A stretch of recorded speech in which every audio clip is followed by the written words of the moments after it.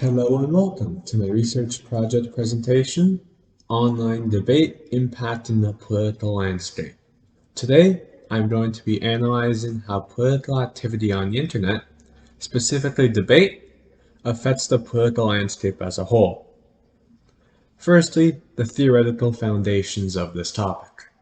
There are numerous factors which influence and affect the political landscape. Firstly, you have world events, such as the discovery of unmarked Indigenous graves earlier this year here in Canada. Secondly, you have elections, such as the 2021 Canadian election we just had, or the 2020 US presidential election. And third, there are debates, whether that's debates that occur during elections or debates over contentious issues such as abortion or gun rights. Now, the internet facilitates numerous factors which influence the political landscape. And one of these factors which the internet facilitates is debate, with many of these debates occurring online heavily. When examining all these factors, there are obviously ones which are going to influence the political landscape more than others. Whoever's elected mayor of a city with 30,000 people, that event won't have as much influence on the political landscape as whoever is elected Prime Minister of Canada, for example. In regards to debate, a key research question regarding debate is, has political debate online been the top dominant force for change within the political world since its origin online with the internet? So, out of all the factors which could influence the political landscape, has political debate online been the most influential factor? Given the nature of both online debate and the political landscape, I would argue that one thing is clear.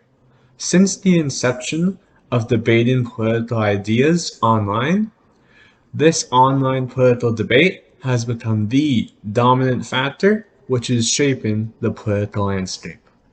In terms of arguments which support this position, there are three primary arguments which give the idea of online debate having the most influence over the political landscape merit.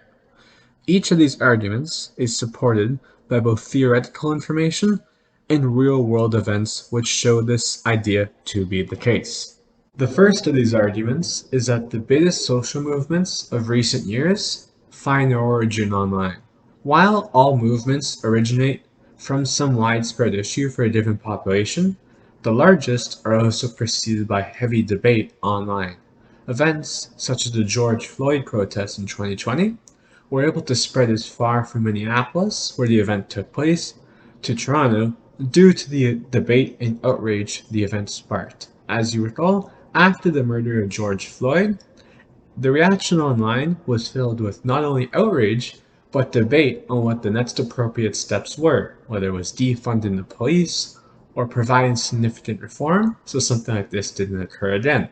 And this heavy online reaction was able to spread the eventual protests well beyond just Minneapolis or the surrounding areas to much of North America and the world.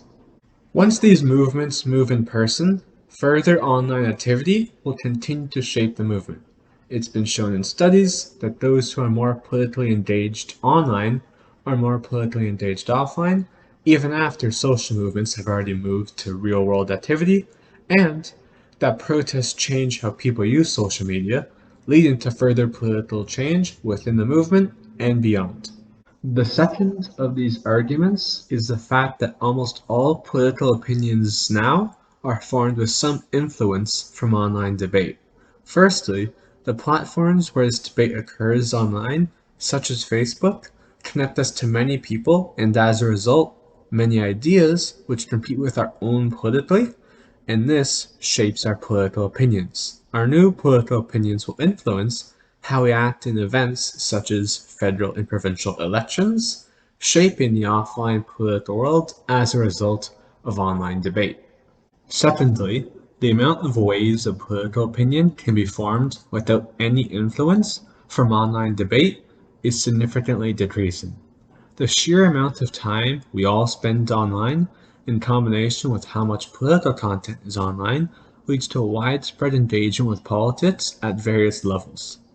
Even if you are not someone overly engaged with online politics, as someone in Poll 490 would be, debate about ideas online will reach you and influence your political opinions. The third of these arguments is the fact that online debate is now used as a tool by political actors. Firstly, when beneficial to them, political actors will generate and develop debates regarding a specific topic.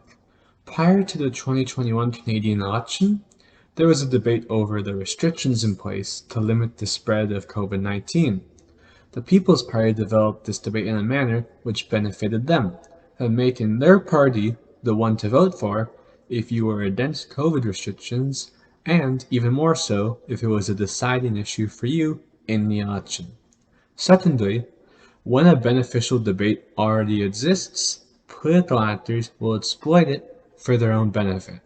Prior to the 2015 election, there was a debate over how ready Justin Trudeau was for office. Both major political parties, the Liberals and Conservatives, took advantage of this. The Conservatives took the position of he's just not ready in many of their ads, and the Liberals went with the position of Justin Trudeau is a symbol of change. This position obviously worked for the Liberal Party, who ended up winning the election, in no small part due to taking advantage of this debate over Justin Trudeau. However, despite all these arguments highlighting the fact that online debate is the most influential factor over the political landscape, there does exist a counter-argument to this narrative. That counter-argument would be, since its origin, some would argue that the COVID-19 pandemic, not the online debate of political issues, has been the most influential factor on the political landscape as a whole. However, this counter-argument is flawed.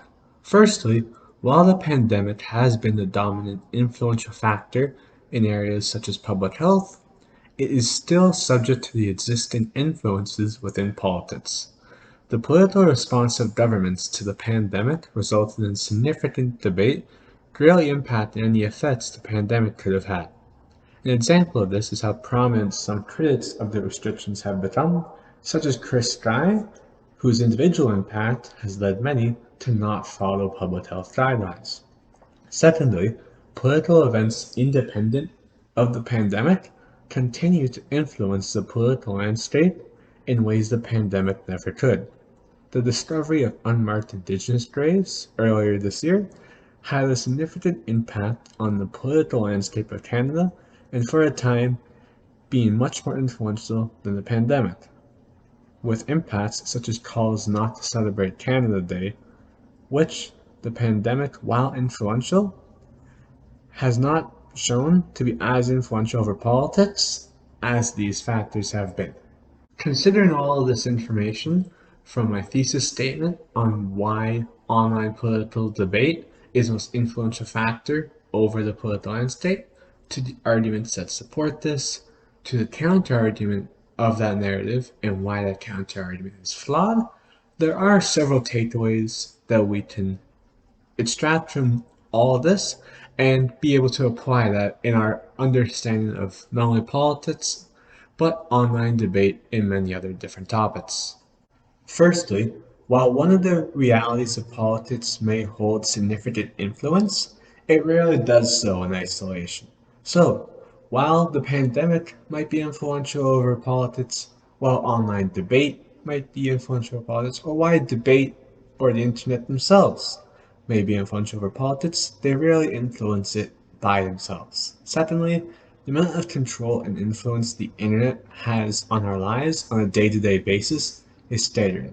Everything from shaping our political opinions to ordering food is now done over the internet, giving it lots of control. And thirdly, the pandemic has accelerated an already occurring transition towards the online landscape being more and more important for politics.